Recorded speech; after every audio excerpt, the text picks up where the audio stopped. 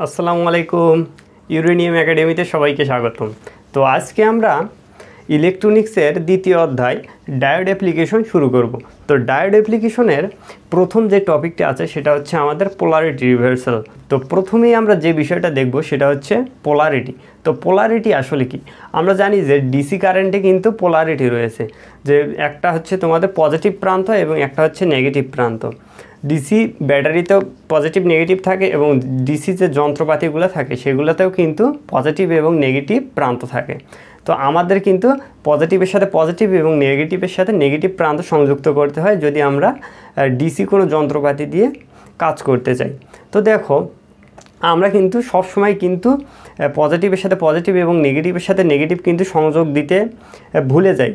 তো এই ভুলে যাওয়ার কারণে কিন্তু আমাদের যন্ত্রপাতি যে ডিসি যন্ত্রপাতিগুলো আছে সেগুলো কিন্তু নষ্ট হওয়ার সম্ভাবনা থাকে। তো আমাদের কিন্তু সবসময় একটা জিনিস খেয়াল রাখতে হয় যে আমরা যেন সবসময় সঠিক পোলারিটি বা সঠিক প্রান্তের সাথে সঠিক প্রান্ত বা ধনাত্মকের সাথে ধনাত্মক এবং ঋণাত্মকের সাথে ঋণাত্মক যেন আমরা সংযোগটা দিই। এই সংযোগ ব্যবস্থা সবসময় সঠিক রাখার জন্যই কিন্তু আমরা পোলারিটি রিভার্সাল ব্যবহার করি, যাতে আমাদের যন্ত্রটা নষ্ট না হয়ে যায়। তো দেখো, পোলারিটি রিভার্সাল আসলে কিভাবে করা যায়। পোলারিটি রিভার্সাল করা যায় একটা ব্রিজ রেকটিফায়ার দ্বারা। দেখো এখানে লেখা আছে ব্রিজ রেকটিফায়ার দ্বারা পোলারিটি রিভার্সাল। তো দেখো, এটা একটা ব্রিজ রেকটিফায়ার। এই ব্রিজ রেকটিফায়ারে দেখো আমাদের 4টি ডায়োড আছে, ডায়োড 1, ডায়োড 2, ডায়োড 3 এবং ডায়োড 4। তো এই ডায়োড 4টি এমনভাবে সংযোগ করা আছে, দেখো 2টি ডায়োড আছে আমাদের ফরওয়ার্ড ব্যাসে এবং 2টি ডায়োড আছে আমাদের রিভার্স ব্যাসে।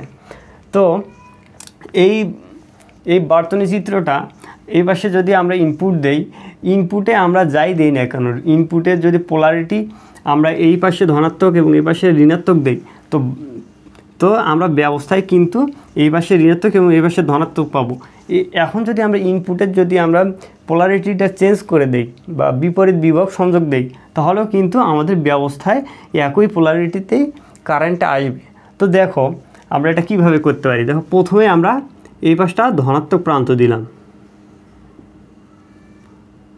এবং এই পাশে দিলাম আমাদের নেগেটিভ প্রান্ত। তো এই পাশে ধনাত্মক এবং এই পাশে ঋণাত্মক। তো দেখো, যেহেতু এখানে ধনাত্মক দিয়েছি আমরা, তাহলে কিন্তু ধনাত্মক প্রান্ত এই পাশটা ধনাত্মক এবং এই পাশটা কিন্তু আমাদের দেখো এই দিক দিয়ে এখানে কিন্তু ঋণাত্মক। তো দেখো, যখন আমরা এখানে ধনাত্মক প্রান্ত যখন এই পাশে হবে, তো দেখো ডায়োডের দেখো ধনাত্মক প্রান্তের সাথে ধনাত্মক প্রান্ত। তো দেখো এই ডায়োডটা কিন্তু আমাদের ফরওয়ার্ড ব্যাসে থাকবে, তখন এই ডায়োডের ভিতর দিয়ে কিন্তু প্রবাহ চালু হবে। কারণ আমরা জানি যে ডায়োড ফরওয়ার্ড ব্যাসে থাকলে কেবলমাত্র পরিবহন করে। যখন আমাদের ডায়োড রিভার্স ব্যাসে থাকে তখন কিন্তু ডায়োডের মধ্য দিয়ে কোনো প্রভাব পাওয়া যায় না। তো দেখো, তখন কিন্তু এই D2 ডায়োডটা কিন্তু আমাদের অ্যাক্টিভ হবে। দেখো আমরা যদি লিখে দিই, তো আমাদের D2 ডায়োডটা অ্যাক্টিভ আছে। তো এদিক দিয়ে আমাদের ধনাত্মকটা, এদিক দিয়ে কিন্তু আমাদের এখানে কিন্তু এই পাশটা কিন্তু আমরা ধনাত্মক পাবো, তখন এই পাশটা ধনাত্মক পেলাম। তো দেখো, এখন যদি আমরা এই পাশে ঋণাত্মক প্রান্তের কথা চিন্তা করি, দেখো এই পাশটা হচ্ছে ডায়োডের ধনাত্মক প্রান্ত এবং এটা হচ্ছে ডায়োডের ঋণাত্মক প্রান্ত। তাহলে এই পাশে যেহেতু আমাদের ঋণাত্মক আছে, তো এই পাশেও ঋণাত্মক, এটাও ঋণাত্মক, তাহলে কিন্তু এটা ফরওয়ার্ড ব্যাসে আছে। দেখো, তখন কিন্তু আবার এই ডায়োডটা কিন্তু আমাদের অ্যাক্টিভ থাকবে। তো যখন আমাদের D3 অ্যাক্টিভ হবে, তখন দেখো এই ঋণাত্মক প্রান্ত এদিক দিয়ে কিন্তু কারেন্টটা কিন্তু এই D3 ডায়োডের ভিতর দিয়ে কিন্তু প্রবাহিত হবে।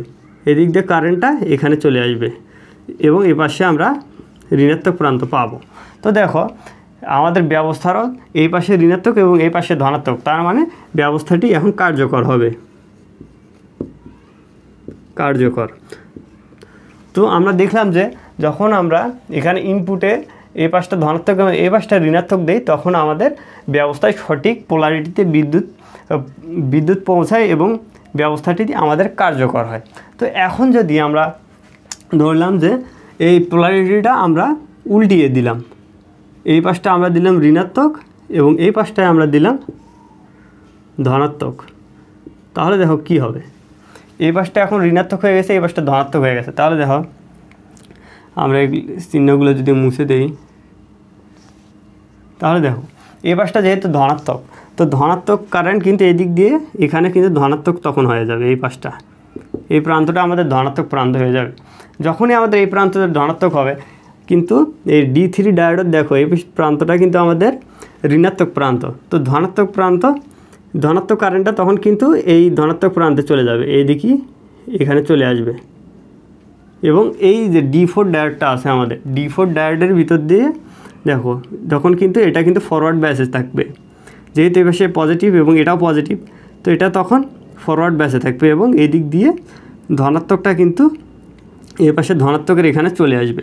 আবার দেখো যখন এই ঋণাত্মকটা কিন্তু এই পাশে ঋণাত্মক পাবে তখন, তো যখন আমরা এই পাশে ঋণাত্মক পাবো, দেখো ঋণাত্মক প্রান্তটা এই পাশটা এই ডায়োডের এখানেও ঋণাত্মক এবং এই ডায়োডের এখানেও কিন্তু ঋণাত্মক প্রান্ত আসবে। তো দেখো ডায়োড D2 কিন্তু তখন রিভার্স বায়াসে যাবে। দেখো এটা কিন্তু ডায়োডের পজিটিভ প্রান্ত, কিন্তু আমরা এখানে নেগেটিভ দিয়েছি, তাহলে এটা কিন্তু রিভার্স বায়াসে থাকবে এবং এই ডায়োডটা আমাদের কোনো কাজ করবে না, বা D2 ডায়োড অ্যাক্টিভ থাকবে না, কিন্তু তখন কিন্তু D2 ডায়োড পরিবহন করবে না। কিন্তু দেখো DN ডায়োডে কিন্তু এই পাশটা কিন্তু ঋণাত্মক এবং এখানে আমরা ঋণাত্মক প্রান্তই সংযোগ দিয়েছি, তো এই পাশটাতে কিন্তু আমাদের প্রবাহ করবে এবং এই D1 ডায়োডটা কিন্তু তখন অ্যাক্টিভ হয়ে যাবে।